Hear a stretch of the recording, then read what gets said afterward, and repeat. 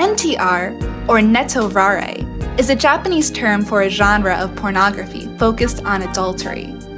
Ever since it started picking up attention in Western circles that follow hentai publications, the genre has been extremely controversial, especially for its use as a form of narrative trap.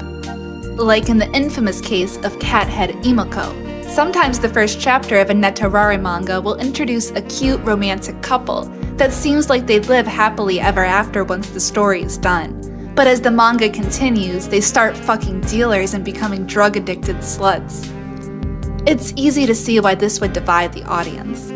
Anyone who'd projected onto this relationship or found hope in it as a fantastical possibility for a love and trust that they may be able to know one day, or even just feel solidarity with through the story, will have their emotions betrayed when it changes gears on them. The question is, what do you do with those feelings in the wake of the infidelity? For many, it seems obvious. You dump that bitch, fuck her. But for others, the fate of destruction is the joy of rebirth. Gokigenyo geeks, it's your cat dad Digibro here, unzipping 3 reasons I can think of for why people might be into netorare. Number 1. You can just project onto the other guy.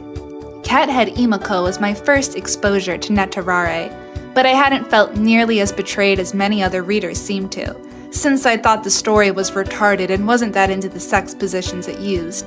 But I still felt a lot of trepidation about continuing to read the manga, because its warm atmosphere had been a part of what attracted me to it, and I certainly didn't want to feel cheated on myself. But to tell you the truth, I didn't feel betrayed at all, especially because I thought the scenes where Imoko fucks the drug dealer were way hotter anyways. Now, personally, I have just as easy a time projecting onto both the guy and the girl in this situation. I like being confined in tight spaces, and I love secretly pleasuring someone in a location where people could be literally having a conversation with them without noticing.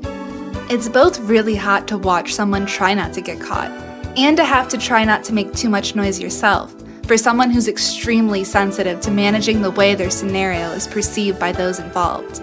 When it comes to Imoko though, the guy is honestly such a fucking badass Chad that it's hard to not want to be him. He holds his shit together no problem while the girl is going absolutely apeshit with pleasure, signaling that he's probably had more than one girl just as hot as this, doing just as much crazy shit, and leaving us to wonder how far he'll push her to have fun.